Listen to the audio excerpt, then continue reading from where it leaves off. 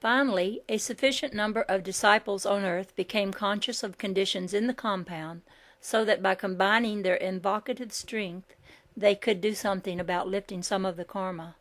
They offered their assistance in making calls on behalf of the prisoners.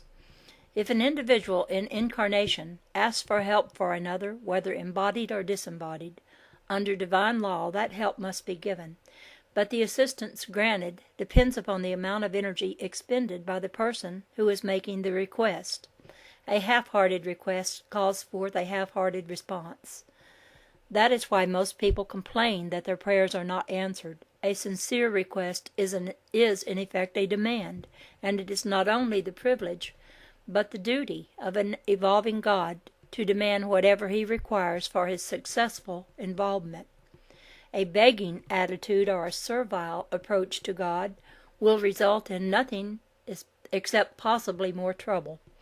God is a good God, and he wants only perfection, only abundance, only beauty, only harmony for his children. The only demand that will penetrate to the higher spheres is a demand for these attributes.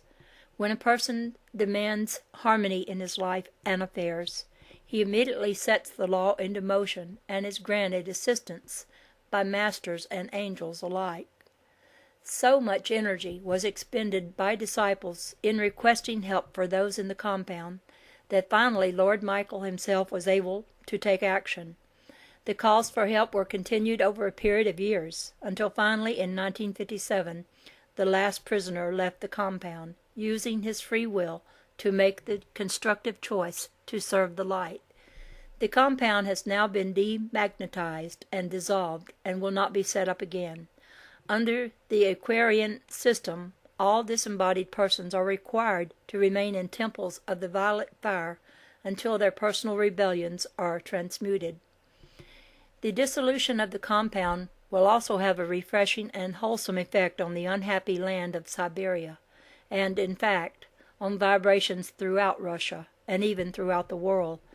The compound was located in the area over Siberia because at one time, in long ages past, the physical territory was the focus for such extreme evil that Senat Kimura ordered the land to be frozen. It is not always necessary to submerge an evil land. A deep freeze is just as effectual sometimes. In this instant, the angelic kingdom was called upon to freeze the Siberian territory, and they did such a thorough job in such a fast, efficient manner that today bodies of animals are being dug up from the ground in a frozen state, and in some instances they still have grass in their mouth. In other words, when the big frost came, they did not even have time to swallow their last mouthful of food. Incidentally, the land has now been ordered to be defrosted, and the polar ice caps melted in preparation for the Aquarian Age and new population movements. Scientists speak of ice ages and assume that such catastrophes were accidents of nature, but ice ages were planned, ordered affairs designed to stop evil in its tracks. It is Lord Michael who cooperated with Saint Germain in the tremendous task of straightening the axis of the earth. This work was handled entirely by the angelic kingdom, but the great cosmic entities, Polaris and Magnus, governing the North Star and the South Star rays, where these rays meet at the center of the earth, have cooperated in making the Axis project possible at this time.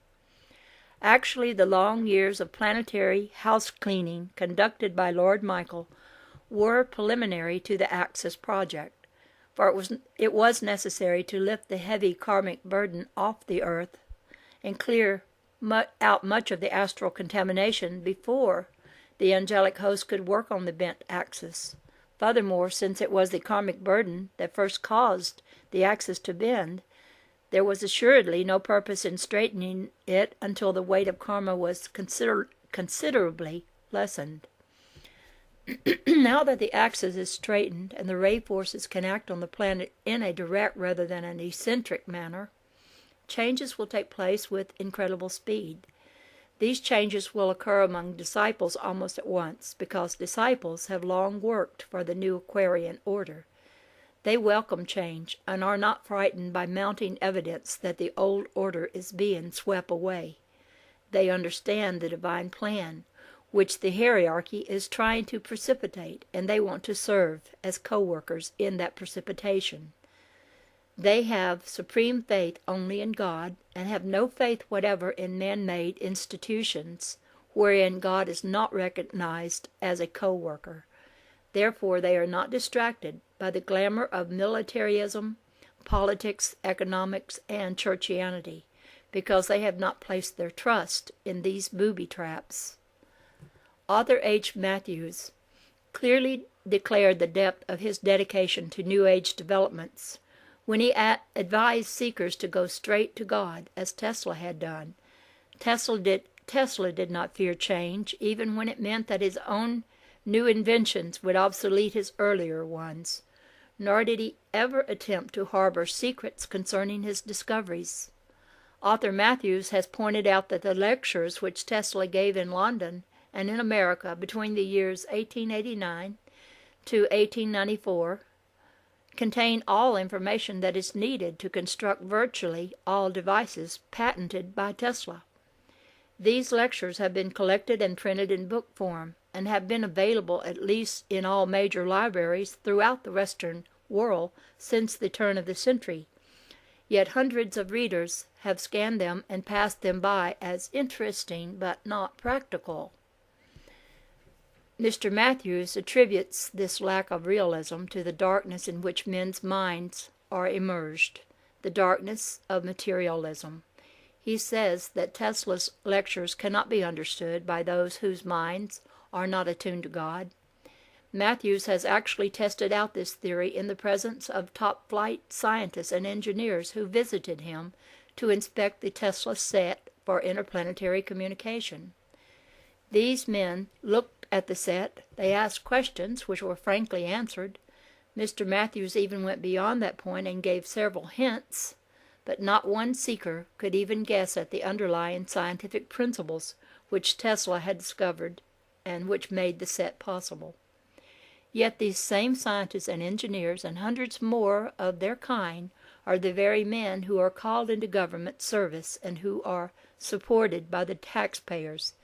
They are presumed to have sufficient intelligence to handle whatever scientific problems arise in the course of their work.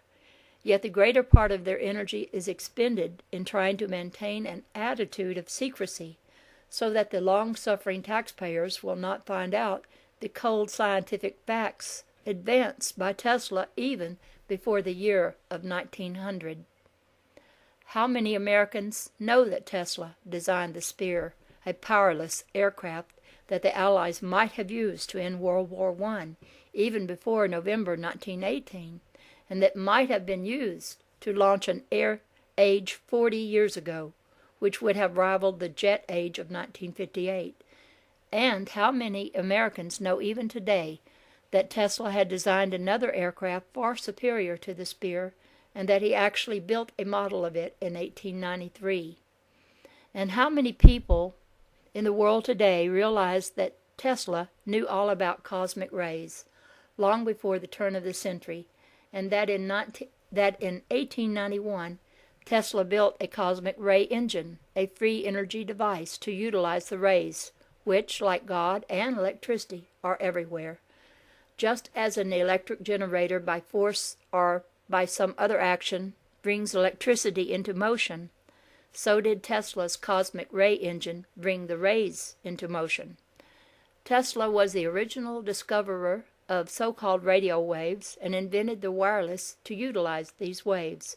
But Tesla knew that the operation of radio waves depended upon ground currents and induction. Therefore, they were earthbound and their actions extremely limited. When Tesla designed the set for interplanetary communications, he therefore avoided the use of radio waves. The set will not receive on any frequency used on Earth. The small model which Mr. Matthews built is designed to receive from spaceships which are at least 5,000 miles above the surface of the Earth and not more than 30,000 miles distant.